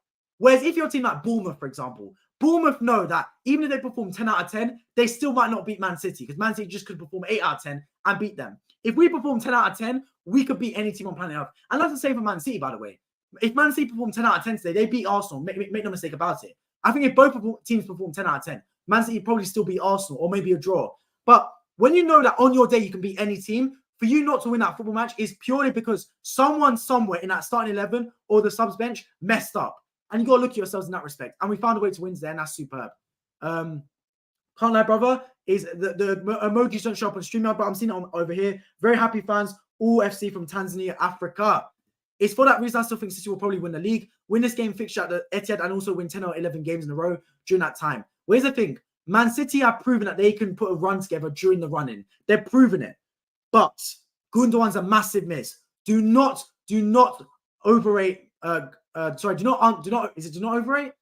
not underrate Gundogan's miss for Man City. That brother is superb in key moments. Superb. So yeah, I think he's got a lot to catch up on. Man City. They've got to find a Gundogan type player. Now, Alvarez has proven he can provide goals. I think Alvarez has taken a massive step forward this season. I think he's been superb. And I think Foden, I'm still looking to see the best from Foden, but Gundogan's a massive miss for Man City. Make no mistake about it. Aston UG, appreciate you on stream. My friend, they're doing really well. Exactly. Verticality was struggling without Rodri. They need to innovate. They just can't plug people in anymore and expect the result they're used to. Exactly, man. Love Jesus in deep. Odegaard kept us in possession from City's high press. Rice just stopped some important counterattacks in the second half. Havertz was good up front. Arsenal FC moments. Appreciate joining stream, my friend. I agree 100% with you, man. Rice, I'm going to pick up on the Rice point. Rice at times this game, I think Rice's football IQ is so underrated. So underrated, man. The way he's able to just nip in and just steal the ball away from certain players, it's so important for us, man. Gets us on the counter attack. It's like he spots it. And it's like, I made the point before, it's like a radar, like target practice, like beep, beep, beep, beep, beep, beep, and it just wins the ball back like that. I think Rice is superb. Odegaard, I thought was quiet today. I can't lie. I thought he was far from it. I thought Jesus, I really loved him. I thought Jesus, the thing about Jesus, right, he's always part of the action, always gets stuck in, throws his body about, because then Nketiah provide us nothing. It goes to a point where Raya was actually hitting Jesus on diagonals rather than playing long to Nketiah. Because he understood that although Jesus is not as strong and as tall as Vardio, at least he'd use his body and post up against Vardio and get some joy from that. So yeah, I think he did really well in that respect, man. Really well. And Havertz, like I said before, his 2 best performances for Arsenal has been against Man City in the Community Shield and Man City again today, man. His false 9 position is his best play. Best play for Havertz, man. He can be a unit up front that can use his height. Plus, he's got the technical ability to actually win the knockdowns and play off them and get players like Martinelli, Odegaard, and of course, Jesus involved. Havertz was actually so good. Yes, so good, man. When Arsenal is on point with full health, they're absolutely class. When they're in the mindset with everyone hitting depth with their playmakers, they're great. I can't cap. Yeah, I agree with you, man. Because look, at times we've not been free-flowing this season. I think when Arsenal are free-flowing, we're an absolute joy to watch, man. Absolute joy to watch. But we've not been free-flowing this season. At times, I'd say even, we've been far off it. I feel the only time where I can actually say we've been free-flowing this season has been Everton away and PSV at home. Those are the only 2 games this season where I can genuinely say we were free-flowing. Every other game this season, Arsenal been a little bit off it. We've not quite been at peak form. Even today, I don't think we were brilliant, especially going forward. But our defense was superb. Superb, man. Speaking of defense, here's the next comment. Saliba and Gabriel pair are back after the substitutions brought solid structure against City. Yeah, I thought Saliba and Gabriel, they were our 2-man the matches today, man. 2-man matches. They were superb today. Superb, man. And I agree. Arteta, I think, messed up at the start. I think Havertz should have started. But he identified that during the game, with about 10 minutes left, he said, let's go for it. Let's go for it, man. Let's put Havertz on the pitch. Let's put Partey on. Let's get Martinelli on at halftime. He could have waited. It's very rare for Arteta to make a halftime substitution. That's not something that's really in his playbook. But he went for it. So you got to give him a heap of credit. Disney, don't underestimate. Well, there we go, man. Don't underestimate it. Declan Rice thinks so ahead is crazy. Yeah. He's actually so innovative, man. He's such a good footballer. 100 million and for a reason. For an absolute reason. No wonder Pep Guardiola wanted him. The only way to replace Rodri would have been with Declan Rice. That's the only way he could have done it. Imagine if Rice went to Man City, by the way. The league would have been over. Definitely would have been over. Osman from Sierra Leone. I'm so happy for my favourite team today, Arsenal. Big up Sierra Leone, man. I've got a lot of fans that watch from Sierra Leone, by the way, man. So big up you, Osman. Muradu, appreciate joining the stream. I've been doing really well. Wait, is that a wave? I appreciate joining the stream, man. Let me know your thoughts in live chat. No City or Arsenal were not at peak, but I can't wait till they both are. That's going to be fine. Yeah. Look, I think this now is going to give Arsenal a lot of confidence going into this game, going into the title race now. Because last season, without without beating Man City at home and obviously losing to them away, we lost all our heads. When we lost to Man City at home, obviously we obviously went on to get some wins against Aston Villa, for example, but we still had in our heads that we could not beat Man City, and it hurt us. Whereas now, after beating Man City, we can use that confidence going forward. We've got an international break now, which is actually a bit of a shame because I think you would have wanted this win to carry forward into your next Premier League game. Do you get what I mean? To use that momentum. Now, obviously, it's going to be a bit of a break. Players going on international duty worldwide. But use the confidence, man. Use that confidence because use that momentum. But, as I always say, a win's a win. But following up with your next result, that's just as important, man. Follow up with a big win against Chelsea. That's going to be a tough game. Chelsea won their last 2 matches. Their teams have turned the corner. You got to nip that in the bud and tell Chelsea that they're still in the process. We're still the team to beat in the Premier League this season. Malia, big up you, the super chat, man. I appreciate you dropping the super chat. Anyone else that wants to drop a super chat or become a member in the channel is the first link in the description. The super chat is here. Appreciate you joining. Appreciate you sending me the £1.99. Come on, you guys. Appreciate it as always, Malia. And appreciate your support on this channel throughout. Victory for all Arsenal fans working in Mila, group of company in Sierra Leone. Big up everyone watching the game, wherever you're watching worldwide, man. Whether it's in Africa, whether it's in Asia, whether it's here in the UK with me, or whether it's across in North America, South America. I appreciate everyone that's tuned in, man. Big up yourselves. But yeah, I thought Arsenal was superb today, guys, man. Superb in terms of not losing the football match. And look, you need that. Sometimes you say, right, if you can't win the game, don't lose. And I think both teams had that mentality in this game. Both teams did not want to lose this football match. You could tell. Man City obviously brought on stones, by the way, to kind of show up the game. And obviously, Arteta wanted to not lose the game, definitely. And I think then we got our reward because we went for it a bit more in that second half. I think the first half, Man City started actually very well. They got their foothold in the game. They were boxing us to win. Like I said, first 20 minutes, I don't think we left our half, to be honest with you guys. But when I look at the stats overall for this game, right? When I look at the stats, I thought we were by far deserved of the victory. You guys, you're going to be surprised when I show you these stats right now. You're going to be very, very surprised. Let me share my screen and show you guys the stats because you're going to be so surprised when you see this, yeah? Look at this right here. Man City had 4 shots all game. 4 shots. Tell me when you've last seen Man City have 4 shots in a football match. You don't. It never happens. Man City had 4 shots and 51% possession. So for me, superb, man. Superb from Arsenal, limiting Man City to 4 shots, 1 on target. 2 shots on target for Arsenal. We were not exactly free-flowing either, but I thought we were superb defensively, man. So, yeah, a big up Arsenal for that, man. Brilliant in that respect. Superb. Victory for Arsenal fans. Arsenal has confidence back, but I think mentality shot City to get them rolling again. I like that. I don't want to see easy matches or City just chilling up top. I want to see a fight. Yeah, I want to see the Premier League fight as well. I made a point before saying if Man City won in the Premier League, it'd be the most entertaining league in the world. It already is. Don't make a mistake about it. But in terms of anyone could win the Premier League, if Man City won in the Premier League, people might say Tottenham are going to be title challengers. The only reason people are saying Tottenham are title challengers is because Man City in the Premier League, and everyone expects to beat Man City, you have to get 90 points a season. And just no one thinks Tottenham are going to get 90 points. But Man City have shown a vulnerability. Now, that vulnerability might just be because of Rodri. So if Rodri gets an ACL injury, boy, the Premier League might become up for grabs again. You never know. Not wishing an ACL injury, by the way, on Rodri. Make no mistake about it. But I'm just saying, right, like, anything can happen, man. Anything can happen in the Premier League.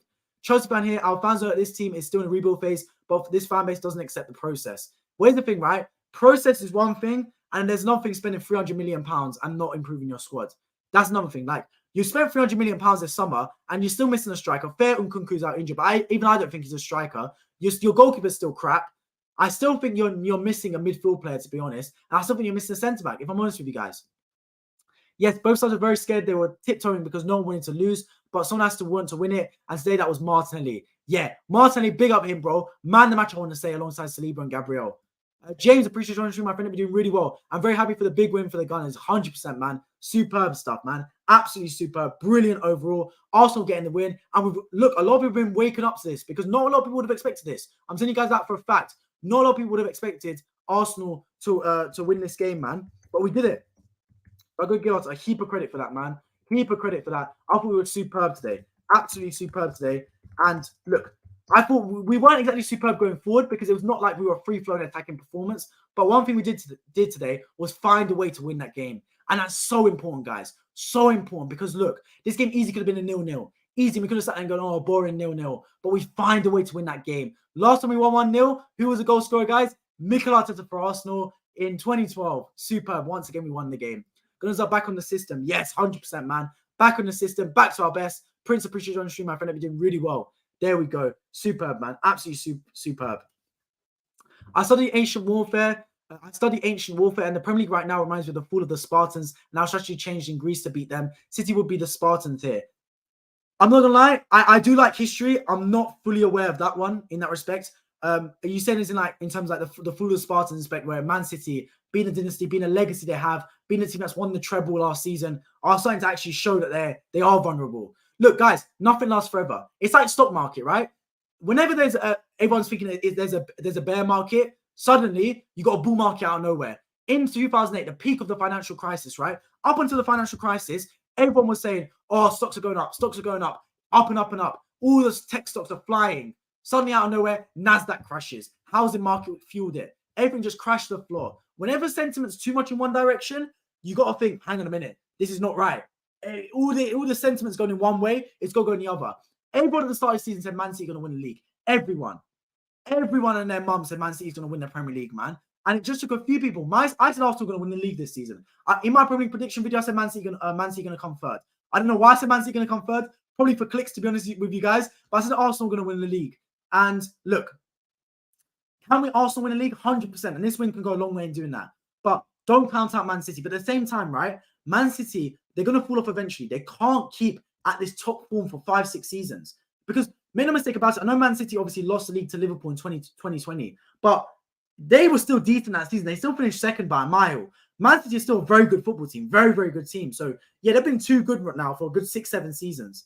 Turya Hebwa, appreciate you on the stream. My friend, I'm doing really well. Come on, the Gunners. I appreciate my friend, man. Big up Arsenal. The Spartans were like unbeatable. Them thereby invented a new strategy, and the persona of the Sparta became unbeatable is shattered.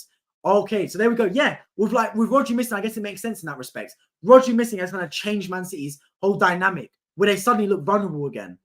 City just had back-to-back losses. Can't trust them when they will win 10 games in a row again. Where's the thing, right? I said it before. You poke that Man City beast and Godzilla comes out. It's like a Pokemon. They just evolve. They evolve with every loss and turn better. My team Arsenal, big up Arsenal, man. Massive result. Exactly. Everyone has off seasons. Everyone has off season. Exactly. I know we're waiting for a Man City off season, man. We're waiting for it. What do you think of the wild card in this stream? Liverpool. What do you mean the wild card? What do you think the wild card in this stream? I refrain the question. I don't know what you mean, Siman.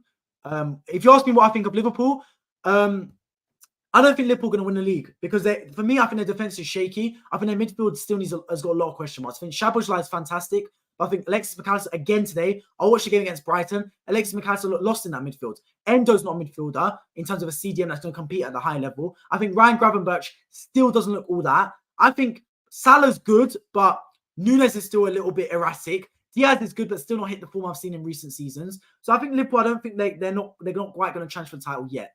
I think Liverpool have had good results so far, and Liverpool right now are proving that they can get results. But for me, they're not proving that they're a top-tier team yet. I've not once watched Liverpool this season and seen them blown away another team. I've not seen it. Every game they've looked vulnerable at times and found a way to win. Against Wolves, for example, 1-3-1 was vulnerable. Against Newcastle, 1-2-1 was vulnerable. Against Tottenham, obviously lost the game, but we'll put it down to referee in that respect. So it happens. All City fans in tears. I don't think they are, to be fair, to be honest with you. I think a lot of Man City fans understand that it's a 38-game season. I think Man City fans are quite level-headed in that respect. I'm not going to say that they're ripping things up. Make no mistake about it, though. If we lost today with Man City without having Rodri, KDB, Stones, I would have been tearing my hair out, man, if we lost today. I would have been in tears, to be honest. But no, I think Man City fans understand that it's a loss that they're not expecting to get, especially given that they've got a fantastic record against Arsenal in the Premier League. But also, it's a bit of a strange one, man. It's a bit of a strange one for them to realise, like, hang on a minute. We've actually lost and we've actually been outplayed in many respects this game. Not outplayed to the extent where it was one way, but outplayed where they only had 4 shots all game. They've watched a Man City team that's done nothing going forward. And that's not something you can say about Man City, to be honest. We haven't spoken about Liverpool at all this stream, so there's a reason why I'm calling them the wildcard here. Okay, yeah. I watched the game against Brighton. I thought Liverpool were good in bursts. They made, obviously, a mistake with the keeper and Alexis McAllister. And to be honest, João Pedro should have buried them to win the game 3-2. But Brighton's a tough game, man. But I also think Brighton changed a lot of their team today, a lot of their team. Arsenal Gunners fans in Uganda are all over the city, and the city's red, no other colours. Big up to Martinelli. Big up. Hey, Africa, the biggest, I want to say this, the biggest football team, Premier League team in Africa has to be Arsenal, man. I feel like, look, if I guys showed you my stats on my channel, I'm telling you for a fact, right? For an absolute fact. There's so many fans from Africa that watch my channel, man. So many fans. I can show you the stats right now. If I showed you the audience, guys. So many of my fans from Africa, man. So many. Let me see if I can find it. Yeah, guys, look, I'm going to show you my stats right now, yeah? Let me pull up my thing so I can show you guys my stats. Share screen. Wrong one, man. Wrong one. Stop screen. Present. Share screen. Share screen. Channel analytics. Here we go. All right. Can you guys see that? Look at the countries. Nigeria. Big up my Nigerian fans, man. Nigeria, 10.3% of viewers are from Nigeria.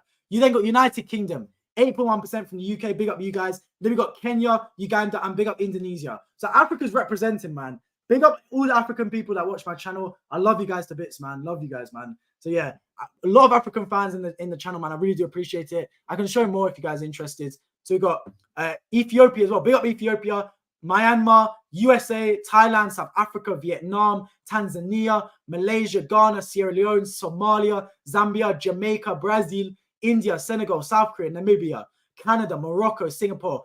Plenty and plenty of fans from all over the world, man. I appreciate everyone that's tuned into my streams, as always, wherever you're from. Really do appreciate it.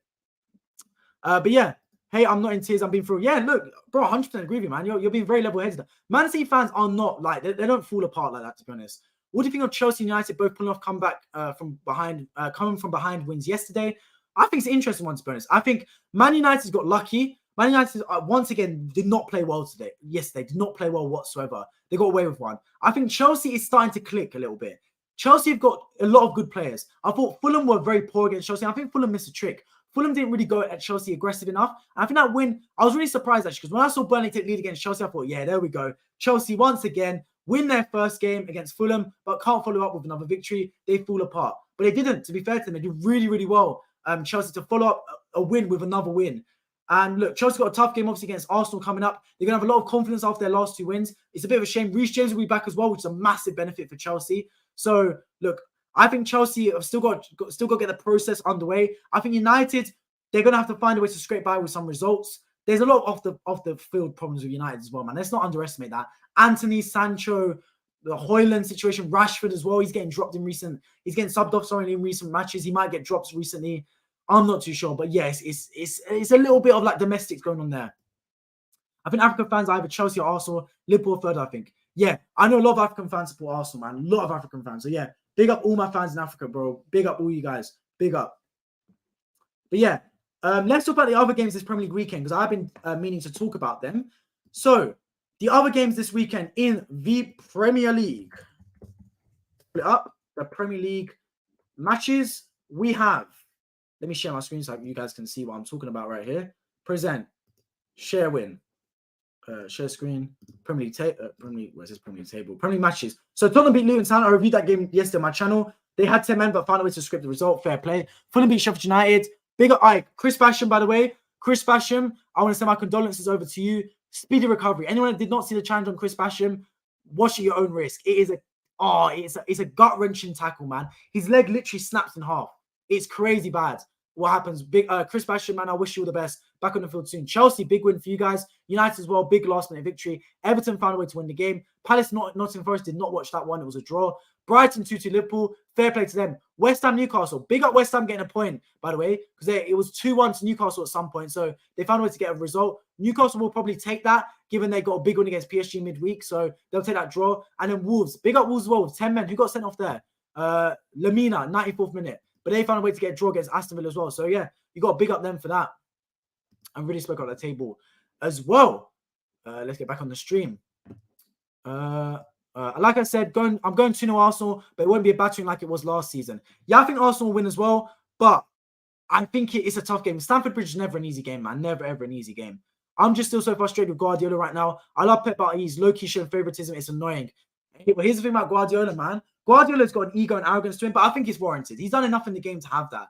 For example, why he didn't sub off Kovacic after about 25 minutes was beyond me. As soon as Kovacic flew into Declan Rice and didn't get booked for a second time, that's really cool to go, hang on a minute, alarm bells ringing, get Kovacic off the pitch. He took so long. He kept Rico Lewis on the pitch for a long time when he should have got subbed off as well. Really strange one in my opinion, to be honest with you guys. Sully, I appreciate you on stream. My friend, I'm doing really well. Hey, bro, win is a win. 100%, my friend. 100%, man. I've been saying from the start of the stream, bro, by hook or by crook, win this football game. I don't care if we won 4-0 or 1-0. Find a way to win the game. We did exactly that, man. Big up us for that. It'll be relatively similar to this game, but of course, Arsenal will get a little more of the ball than today. Yeah, I think, look, if Arsenal get cooking early, we should beat Chelsea. We're a better football team than Chelsea. But with the crowd, anything can happen, man. Anything can happen. I love you, man. Arsenal's my team, and it flows my blood vessels. This is Wako James from Kampala, Uganda. Big up Uganda, man. Big up all my fans from all over the world. What do you think the Euro's been in the UK and Ireland and the World Cup 2030 hosts? Well, the World Cup 2030, I believe, is in 6 countries, right? It's obviously Morocco, Spain, and Portugal. And then the World Cup, because it's like the 100th century, like it's a century edition, whatever, it's been played in, is it Uruguay, Argentina, and Paraguay? It's something like that in South America. It's really weird, to be honest, but it's one of those things. Euros in the UK and Ireland. I'm a bit ashamed. I'm a bit annoyed that Turkey pulled out the race. I'm Turkish, so I would have loved Turkey to host the Euros or World Cup. Hasn't quite happened, but look, it's one of those things. For me, right, I'm targeting 2024 Euros or 2026 World Cup. I want to be able to have enough subscribers on this channel to be able to fly out to that 2026 World Cup and vlog all the games, man. That is my ambition. And you guys help me get there, man. You guys are helping me get there. That's my ambition, man. 2026 World Cup in America, I want to be there. I still wanted to go to America anyway. I'm manifesting it right now. 3 years from now, I will be in that World Cup in America, man. Hopefully so. Hopefully. Yes, I know. I was like, why is Kovacic still out there? Bro, it was beyond me as well. Pep is funny. This guy's, he's like a video game for him, man. Ward Pala Sam, appreciate you on stream. My friend, I'm doing really well. Please, Arsenal's improving day and day. So let's keep the spirit, Gunners. Yeah, 100%, man. Let's keep the spirit. Massive win, man. Massive win. The Gunners fan base are delighted. I loved it, man. I loved it for an absolute fact. I think Turkey needs to be a joint host in the Euros in 2032. I'll be real, guys. Yeah, do you disagree? I don't like joint hosts. I never like it. I think a World Cup should always, and a Euro should always be in one country. One country. It's that country because then you embrace the whole culture. It's all in one place. Do you get what I mean? I don't like when they put World Cups across multiple countries. It takes it away from the whole thing. I think a World Cup, it's like a country should have the honor of hosting a World Cup, and it's that country's moment. It's that they decide the opening ceremony, they decide the stadiums, it's the culture, etc. Everything is about that country. Do you get what I mean? Because then people don't remember 2022 World Cup. People say, oh, Qatar World Cup, Brazil World Cup, Russia World Cup, South Africa World Cup. You remember the World Cup because of the place it's played. That's the way it holds in it, right? So I think a joint host is. I've never been a fan of it. Never. Maybe my opinion will change in the next few seasons, but I'm not too sure. When is Timber coming back to the team? Well, he's the only one we're missing right now, right? Obviously, he had his ACL injury, so ACL is normally out for 9 months. But I've heard through the grapevine, a little birdie told me that Timber could be back as early as February or March. I've heard. And if Timber's back, that's a massive player, man. Massive player for us. No, yes, they need to have a World Cup in one place. Agree. Yeah, 100%, man. Much better when a World Cup's in one place. 100%. Guys, by the way, let me go through my streaming schedule for, what's it called?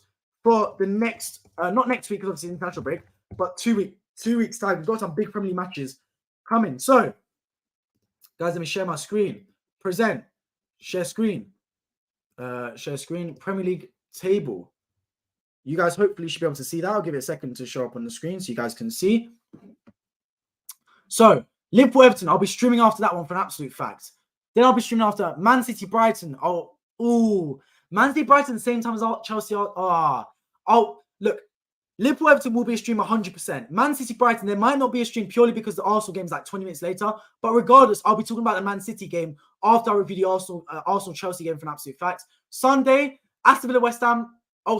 United, Man United, Sheffield United, Man United. I'm going to do a stream off that one as well. So potentially 3 or 4 streams on Saturday. Potentially, because Sheffield United, Man United will be streaming off that one as well. Sunday, maybe for West Ham, Aston Villa, I might do a stream. And definitely Monday, I'll get a stream out for Tottenham, Fulham. That's the schedule for this week. So for 2 weeks' time for the Premier League streams. And of course, Champions League streams, as always, I'll be doing, etc. Yes, people say Qatar, Brazil, etc. Exactly, that's my thing. But guys, I hate to say it, but last couple of comments, I do have to go. I appreciate everyone that's tuned in to the stream as always. I will be back, not necessarily streams, but I'll be back with the football content throughout the international break. And I can't wait for the streams, man. Arsenal, you've put such a good performance in, and I'm going to have to love you and leave you for 2 weeks because it's international break, man. What a shame. Germany 2024 Euros will be the last one that will be held in one country for a while. 2026 World Cup, 2028 Euros, and 2030 World Cup are joint hosted. Yeah, what a shame, man. What a shame. What about the UCL streams? Which ones are you doing? I'll be doing the Arsenal stream on Tuesday against Sevilla. And then on Wednesday, I'll probably be doing either the Newcastle stream or Man City stream. One of those 2 games. I'll decide nearer the time, whichever one takes my fancy. But yeah, I appreciate everyone that's tuned in to the stream as always. If you are new around here, make sure you do subscribe if you have enjoyed and scroll right back to start stream so you can hear all about my thoughts on Arsenal 1, Manchester City 0. I appreciate everyone that's tuned in. Tactical analysis, by the way, coming out later, hopefully tomorrow morning. If not, definitely Tuesday, the stream will be out. Me and my friend, the Stats Optic, we do a tactical analysis of the game, get all the stats involved, all the screenshots, all the XG, all that stuff. Doing a tactical analysis of this game later today. I'm hoping to record it and get it out tomorrow. So make sure you stay tuned for that. Otherwise, I appreciate you guys all for tuning in. Okay, bye. This stream was awesome. Appreciate everyone that joined the stream. What's the next match for the Gunners in the Premier League? Chelsea away from home, 5:30 p.m. 2 weeks time, Saturday. I'll be streaming straight after it. Good stream, James. Appreciate everyone that's tuning in. I'll be getting a Discord stream set up as well. So make sure you stay tuned for my community tab to get involved. Otherwise, I appreciate you guys all for tuning in. Hope to catch you all in my next one. Take care, guys.